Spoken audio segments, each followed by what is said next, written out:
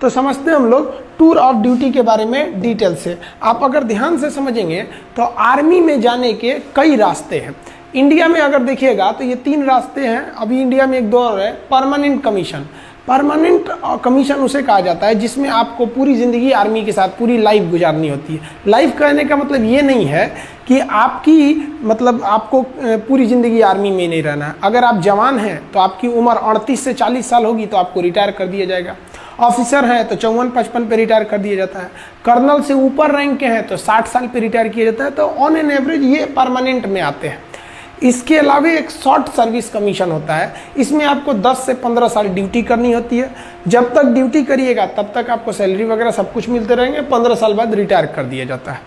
अब रिटायरमेंट के बाद इन लोगों को पेंशन भी दिया जाता है। अब आर्मी जो नया प्लान कर रही है वो टूर ऑफ ड्यूटी ये 3 साल के लिए होगा। अभी इस पर कोई ऑफिशियल बात नहीं हुई है कि इसका स्ट्रक्चर कैसा रहेगा, लेकिन हमारे जो CDS हैं, chief of defence staff Bipin Rawat, उन्होंने इस ओर इशारा किया था कि टूर ऑफ ड्यूटी का प्लान चल रहा है। तो ये 3 साल के लिए आर्मी में आना होगा। अभी हम इस पर डिटेल से चर्चा करेंगे। अब हमारे देश में कुछ और भी समझिए। हमारे देश में कुछ टेरिटोरियल आर्मी है। टेरिटोरियल आर्मी उसे बोला जाता है जिन्हें हम ट्रेनिंग देते हैं और ट्रेनिंग देने के बाद उन्हें छोड़ देते हैं, भैया आपको जो काम करना है करिए। और जब युद्ध होगा ना तो हम उन्हें बैकअप के लिए बुला लेते हैं। ऐसे टेरिटोरियल आर्मी ये होते हैं। ये इसलिए किया जाता है ताकि लोगों का सेना से जुड़ाव बना रहे। हमारे महेंद्र सिंह धोनी भी टेरिटोरियल आर्मी में लेफ्टिनेंट कर्नल के रैंक पर गए थे। आप अगर देखेंगे महेंद्र सिंह धोनी को तो वो भी टेरिटोरियल आर्मी में अपनी सेवा दिए हुए हैं। इनका रैंक देखेंगे तो ये लेफ्टिनेंट कर्नल के रैंक पे ये गए थे महेंद्र सिंह धोनी। तो ये टेरिटोरियल आर्मी में है। तो ये तो पहले से चल रहा है टेरिटोरियल आर्मी हमारा। तो अब यहाँ देखिए, तो आर्मी पहले से टेरिटोरियल कर रही है। दूसरा, इनवर्स इंडक्शन करना चाह रही है। आर्मी इनवर्स इंडक्शन के तहत क्या करना चाह रही है कि जो CRPF या फिर पैरामिलिट्री में है, जो ड्यूटी कर रहे हैं, मान लीजिए कोई BSF में है, कोई CRPF में है, कोई PSC में है, कोई बिहार मिलिट्री पुलिस BMP में है, इस तरह से है, या पुलिस के जवान है, तो उनमें से आर्मी का क्या कहना है कि भैया जो उनमें से तेज तर्रार जवान है ना, उनको हम क्या करते हैं, सेना में लेते आते हैं। कहते हैं कि भैया एक काम करो, तुम चलो 5 साल के लिए तुम सेना में चलो। 5 साल तुमको सेना में ड्यूटी कराते हैं। ऐसा नहीं कि डायरेक्ट ले आ देंगे, उन्हें भी ट्रेनिंग दिया जाएगा, पूरा फौजी बनाया जाएगा, अब फिर सेना में लाएंगे। 5 साल बाद उन्हें कह दिया जाएगा भैया आप जहाँ थे, जैसे पुलिस में थे तो पुलिस में चले जाइए और हमसे पेंशन मत मांगिए, क्योंकि हम आपको 5 साल के लिए ना बुलाए हैं, हम तो आपको और बेहतर कर दिए हैं और बेहतर करके लौटा रहे हैं। आप जिस डिपार्टमेंट में थे वहाँ और जाके एकदम अच्छे से ड्यूटी कीजिएगा। तो ये भी एक तरह का अच्छा है। अब उनको तो पेंशन वो गवर्नमेंट देगी जिधर से वो आए हैं, पैरामिलिट्री में से। आर्मी ने अपने सेना में 5 साल ड्यूटी भी करा लिया और वापस भी कर दिया, आर्मी का पेंशन भी बच गया। तो वो इन्वर्स इंडक्शन पे भी विचार कर रही है। इसी के तहत NCC को भी बैकअप में तैयार करके रखा जाता है कि अगर बहुत ज़्यादा हम लोग कैजुअलिटी हो गई लड़ाई के समय, तो एक बैकअप के लिए हम NCC को भी रख सकते हैं। मैंडेटरी सर्विस हमारे देश में नहीं है। इजराइल में है क्या कि इजराइल में आपको लगभग 2.5 साल सेना में जाना ही जाना है। हम ये नहीं कर सकते मैंडेटरी सर्विस, क्योंकि एक जवान को ट्रेनिंग करने में काफ़ी खर्च आते हैं और हमारे पास इतने पैसे नहीं है कि इतने बड़ी जनसंख्या को हम मैंडेटरी सर्विस या मैंडेटरी आर्मी सर्विस के लिए ट्रेनिंग दे सके। तो ये तो हमारे देश में पॉसिबल ही नहीं है कि हम पूरे देश की जनता को अनिवार्य रूप से सेना की ट्रेनिंग दे सके। इनवर्स इंडक्शन क्या है समझा दिए। टेरिटोरियल आर्मी केवल सेना का मनोबल बढ़ाने के लिए इसमें VIP लोग को शामिल कर दिया जाता है। अब मेन जो है वो हमारी बात चल रही है किस पर, टूर ऑफ आर्मी पर, टूर ऑफ ड्यूटी पर। इसके तहत केवल 3 साल के लिए लाया जाएगा। अब आप कहिएगा कि सर 3 साल में फ़ायदा क्या हो। देखिए, मान लीजिए अगर इस साल 1000 लोगों को भर्ती किए, फिर अगले साल 1000 लोग, फिर अगले साल 1000 लोग, 3 साल में हमारे पास कितने हो गए, 3000। अब अगले साल तो जो पहले आए थे वो तो रिटायर होंगे, फिर 3000 आ जाएंगे। तो इस तरह से हमारे पास हमेशा एक रेगुलर आर्मी बनी रहेगी और ये आर्मी को हमें क्या नहीं देना पड़ेगा, पेंशन भी नहीं देना पड़ेगा। अभी हम पेंशन पे आएंगे, चर्चा करेंगे। अब थोड़ा सा हम आगे समझते हैं टूर ऑफ ड्यूटी में। ध्यान से समझिए, इस टूर ऑफ ड्यूटी के बारे में समझिए। ये एक तरह का इंटर्नशिप है। इंटर्नशिप क्या होता है कि आपको किसी खास काम के लिए और खास फिक्स समय के लिए जब बुलाया जाता है तो उसे इंटर्नशिप कहते हैं। इससे सेना हमेशा जवान रहेगी, यंग रहेगी। जैसे मान लिया कि हमने 1 साल के लिए 1 लाख लोगों को किस में भर्ती किया, टूर ऑफ ड्यूटी में। इस साल भर्ती किया, फिर अगले साल 1 लाख को भर्ती कर लेंगे, फिर अगले साल 1 लाख को कर लेंगे, यानी 3 लाख हमारे पास आ गए सब। फिर अगले साल इधर 1 लाख को रिटायर करेंगे तो फिर 1 लाख को भर्ती भी तो कर लेंगे, और जिसको हम रिटायर किए उसको तो पेंशन देना नहीं है कि भैया हम 3 साल ड्यूटी कराए हैं। अब ध्यान से समझिएगा जी, ऐसे करके हमारे पास 3 लाख का स्टॉक बचा, और ये 3 लाख की जो आर्मी है एकदम यंग है, 18 साल के लड़कों को भर्ती करेंगे, 18, 19, 20, 21, तो ये 3 साल का 18 से 21 साल का 18 से 21 साल के लड़कों को शादियों भी यहाँ नहीं हुआ रहता है, एकदम यंग गर्म खून रहता है। अब बॉर्डर के फ्रंट लाइन पे खड़ा करेंगे ना, देशभक्ति राष्ट्रवाद तो कूट कूट के भरा है, समझ में। अब जैसे कोई परिवार वाला आदमी है, सेना हमारे हर उम्र के जवान बहादुरी से लड़ते हैं, लेकिन जो 40-50 साल एज हो गया उन पे जिम्मेदारियां हैं, उनके बाल बच्चे हैं, वो भी इंसान हैं, वो भी हमारे लिए लड़ते हैं, तो एक उनके ऊपर जिम्मेदारी है। एक वो जो नया नया छोड़ा जाता है, इसमें कोई जिम्मेदारी नहीं, ना आगे ना अपना पीछे पगा, गोली चलाया रे तुम हम पे, ये वो चलाएगा हमसे चुरा बम मार देंगे यहाँ पे। तो ये आर्मी को यंग रख सकते हैं, इससे आर्मी को डबल फायदा कि आर्मी हमेशा यंग रह गई, और जो रिटायर हुए उन्हें सैलरी भी नहीं देना है, और आर्मी कम भी तो नहीं होगी ना भैया, हर साल हम एक एक को रखे रहेंगे, हमेशा हमारे पास 3 लाख की एक टूर ऑफ आर्मी की, टूर ऑफ ड्यूटी की फौज पड़ी रहेगी। समझ में आया कि नहीं आया? अब आप कहिएगा कि सर वो जो 3 साल बाद रिटायर कर देंगे और उसको पेंशन भी नहीं देंगे तो लड़का कहाँ जाएगा? तो देखिए भैया, इसमें सेना विचार कर रही है कि हम इस तरह से एंट्री कराएंगे कि जैसे कोई लड़का ग्रेजुएट हो गया है, तब आओ भैया 3 साल ड्यूटी करो और जाओ, और सरकार एक नियम बना देगी कि कोई भी एसएससी, रेलवे, बैंक वगैरह वो इन लड़कों को आरक्षण दे जो मतलब आर्मी की ट्रेनिंग कर लिए। क्यों? क्योंकि इनके अंदर एक डिसिप्लिन आ जाएगा, सेना उनको डिसिप्लिन 9 महीने का ट्रेनिंग देगी। ऐसा नहीं कि टूर ऑफ ड्यूटी आइए आपको टूर करा देते हैं, उठाइए AK-47, ऐसे नहीं, 9 महीने की एकदम कठिन ट्रेनिंग दिया जाएगा उन लोग को, ट्रेनिंग में कोई कॉम्प्रोमाइज नहीं होगा, उनका 9 महीने का ट्रेनिंग दिया जाएगा। समझ में? आप वो जिस डिपार्टमेंट में जाएंगे एकदम डिसिप्लिन, इतने बजे ऑफिस आना है तो आना है, हर चीज़ एकदम बढ़िया से रहेगा, इससे कि उनको देखकर डिपार्टमेंट के बाकी लोगों में भी एक जज्बा आएगा।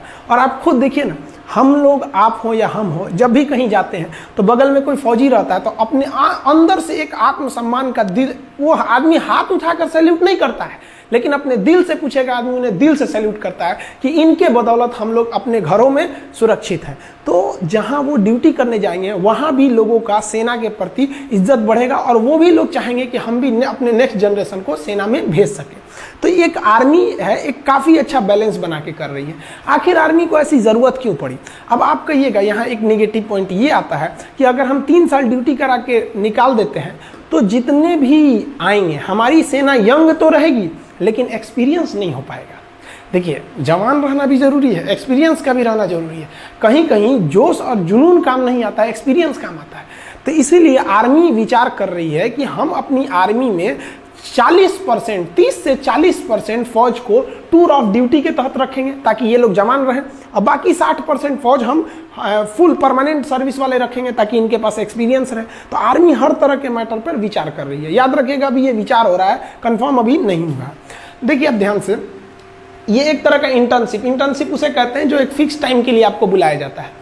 इसमें वर्दी भी मिलेगी खूब बढ़िया, भाई सेना की वर्दी मिलना बहुत बड़ी बात होती है। आपका बढ़िया बढ़िया ब्रांड, जो हज़ारों रुपए के आप जो ब्रांड पहनते हैं ना, उस ब्रांड की कोई कीमत नहीं है अगर आपके बगल में कोई बंदा वर्दी पहन के इंडियन आर्मी का उस पर लोगो बना हो, पहन के खड़ा हो जाए तो सारा आपका ब्रांड बर्बाद हो गया उस आर्मी के वर्दी के बाद। तो एक वर्दी भी मिलेगी, रैंक भी मिलेगी, सैलरी भी मिलेगी। क्या नहीं मिलेगा? तो भैया पेंशन नहीं मिलेगी। सारा बवाल तो पेंशनें कम करने के लिए हो रहा है, समझ में आया कि नहीं? तो पेंशन नहीं मिलेगा आपको। क्यों पेंशन नहीं मिलेगा? क्योंकि पेंशन देने के लिए कम से कम आपको 17 साल की ड्यूटी करनी रहती है। इसमें तो ओवरऑल 3 साल की ड्यूटी ही है। तो समझ में आ रहा है कि नहीं आ रहा है? जो टूर ऑफ ड्यूटी के तहत आएगा वो सेना के एडवेंचर को भी देख लेगा, राष्ट्रवाद भी देख लेगा, डिसिप्लिन भी सीख लेगा, स्वास्थ्य, मेंटेलिटी, हर चीज को सुदृढ़ कर लेगा, और दूसरी नौकरी में उसको छूट भी मिलेगा। तो उसका भी करियर खराब नहीं हुआ, देश की सेना भी जवान रह गई, और देश का जो पेंशन पे खर्च था वो भी बच गया। आर्मी का जनता से जुड़ाव भी हमेशा रेगुलर बना रहेगा 3 साल पे। अब जैसे क्या होता है कि एक आर्मी गया, वो 40 साल ड्यूटी पे रहेगा, तो भैया 40 साल तक आप उसके जगह पे दूसरा भर्ती नहीं ना करेंगे। यहाँ तो हर 3 साल पे ड्यूटी पे भर्ती करना है। तो समझ में आ रहा है? अब आप देखिए जरा ध्यान से, इस इंटर्नशिप पे क्या किया जाएगा। शुरुआत में ऐसा नहीं है कि आप कोई सेना में कोई डिसीजन बड़े पैमाने पर ले सकते हैं। तो आर्मी का कहना है कि पहले हम 1000 जवान और 100 ऑफिसर को भर्ती करेंगे। इसमें 1000 जवान को भर्ती करेंगे, 100 ऑफिसर को। इसमें देखेंगे कि इस पर क्या अभी प्रोसीजर है, क्या इसके रिजल्ट आएंगे। हम आपको अभी इसके फायदे समझाते हैं। अब ध्यान से समझिए इसके फायदे क्या क्या होंगे हमारे। देखिए इसके बेनिफिट समझाते हैं। एक रेगुलर जो जवान होता है, हम अभी इसमें ऑफिसर की बातें नहीं कर रहे हैं, हम जवान की बात कर रहे हैं। देखिए ऑफिसर बहुत कम होते हैं, एक कंपनी में लगभग 3 प्लाटून होता है। जैसे 10 जवान का एक सेक्शन होता है और 3 सेक्शन को मिला के एक प्लाटून बनता है, और 3 प्लाटून को मिला देंगे तो एक कंपनी बनती है। और एक कंपनी को कमांड करता है एक ऑफिसर, यानी 90 लोगों की फौज पे एक ऑफिसर हो जाता है। 90 से 120, कभी कभी 4 प्लाटून का भी एक कंपनी बनता है। वो फर्दर वीडियो में हम आपको समझाएंगे। Company, platoon, section, battalion, regiment, brigade, division, इस सब में अंतर कभी समझा देंगे उसमें। तो एक रेगुलर जो जवान होता है, उस जवान को पूरा परमानेंट अगर ड्यूटी दीजिएगा तो भर्ती से लेकर उसकी जितनी सैलरी बनती है, अलावेंस बनता है, भत्ते बनते हैं, उसको पेंशन होता है, वो सब मिलाकर अगर जोड़ दीजिएगा तो 11 करोड़ रुपए आते हैं। 11 करोड़। और अगर यही जवान अगर हम टूर ऑफ ड्यूटी के तहत लेते हैं तो 3 साल का है, तो 3 साल में आप उसको कितना अलावेंस दे दीजिएगा, कितना खर्चा कीजिएगा। अब पेंशन का तो बवाले नहीं है, तो टोटल 90 लाख खर्च आएगा। तो हम यहाँ कैलकुलेशन इजी करने के लिए 1 करोड़ लिख दिए हैं। मान के चलिए 1 करोड़ आएगा। तो सोचिए जो रेगुलर जवान है वो 11 करोड़, और जो टूर ऑफ ड्यूटी पे आ रहा है 1 करोड़, यानी एक जवान पर कितना बचेगा हमको? 10 करोड़ बचेगा। दूसरा, ये तो पैसा बच ही गया। दूसरा, ये जो फुल समय ड्यूटी करेगा, जैसे मान लीजिए कि हम ही आर्मी में भर्ती हो जाए तो अभी हम अच्छे से ड्यूटी कर सकते हैं, लेकिन 10 साल बाद क्या बुढ़ा जाएगा आदमी, अच्छे से नहीं ना ड्यूटी हो पाएगी, उतने बेहतरीन ढंग से नहीं हो पाएगा जितना एक यंग आदमी कर सकता है। तो इससे डबल फायदा टूर ऑफ ड्यूटी से। एक जवान के पीछे 10 करोड़ बच गया और सेना पूरी तरह जवान है, एकदम यंग है। समझ में आया कि नहीं? तो ये हो गया इससे फायदा। अब देखिए जरा ध्यान से, स्टार्टिंग हम लोग ट्रायल जो करने जा रहे हैं, शुरुआत में हम लोग 1000 सैनिकों को भर्ती करेंगे। तो देखिए बेनिफिट क्या होगा, हम 1000 सैनिकों को भर्ती करने जा रहे हैं। एक सैनिक पर कितना बेनिफिट है? 10 करोड़ का। तो 1000 पर कितना हो जाएगा? उसमें 10 से गुणा कर दीजिए, 10,000 करोड़। 10,000 करोड़ की बचत आ जाएगी, क्योंकि एक सैनिक पर हमारा बचत हो रहा है 10 करोड़ का। तो 1000 सैनिकों पर बचत कितना हो जाएगा? इसमें 10 से गुणा करेंगे तो 10,000 करोड़ का बचत हो जाएगा हम लोग को। अब इस बचत से 10,000 करोड़ से हम आधुनिक हथियार खरीद सकते हैं, आर्टिलरी खरीद सकते हैं, हेलीकॉप्टर खरीद सकते हैं। आप खुद सोचिए ना, 126 राफेल जहाजों की जरूरत थी, आ कितना रहा है? केवल 36, यानी 90 जहाज अभी कम आए हैं। अब सोचिए हमारे यहाँ पे तो पैसे, हथियार पे पैसे कम खर्च होते हैं, और अपनी की टेक्नोलॉजी उतनी आगे नहीं है जितना होना चाहिए। सेना के क्षेत्र में हम मतलब सेना में जो हथियार बनाना है तो उसमें हम लोग उतना मतलब संतोषजनक विकास नहीं कर पाए। मिसाइल टेक्नोलॉजी हम लोग की आगे है, लेकिन जो हेलीकॉप्टर एविएशन सेक्टर है उसमें बहुत संतोषजनक विकास नहीं हुआ है। अब आप ऐसे अंदाजा लगाइए, 1 रैंक 1 पेंशन जब आया था तो आपको पता होगा ये क्या है 1 रैंक 1 पेंशन। मतलब क्या है समझिए ध्यान से, कि जिस तरह से लोगों की सैलरी बढ़ती है, जैसे जो दरोगा 2010 में था, या जो 1995 में दरोगा की जो सैलरी थी, क्या 2020 में वही सैलरी है? नहीं ना, सैलरी बढ़ रही है। तो 1 रैंक 1 पेंशन में क्या करना है कि भैया जब सैलरी बढ़ रही है ना तो पेंशन भी बढ़ाइए। यानी जो आदमी, जो सिपाही 2020 में रिटायर हो रहा है, उसका पेंशन जितना है उतना ही पेंशन उस सिपाही का भी होना चाहिए जो 2002 में रिटायर हो गया और अभी तक जिंदा है, मतलब मान लीजिए जीवित है।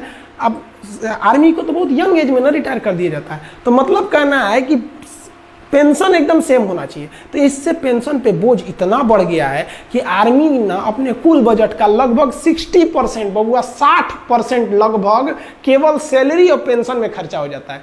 यानी जो आर्मी को पैसे मिलते हैं उस पैसे का 60% सैलरी या पेंशन में खत्म हो जाता है। बाकी में आपका डीजल का खर्चा है, ये वगैरह वगैरह खर्चे हैं, तो बहुत कम खर्च हो पाते हैं हम लोग का। अब ऐसे समझिए ध्यान से हमारी आर्मी को टोटल 2.5 लाख करोड़ रुपए मिलते हैं साल में, कि भैया इस 2.5 लाख करोड़ में आपको जो करना है करिए।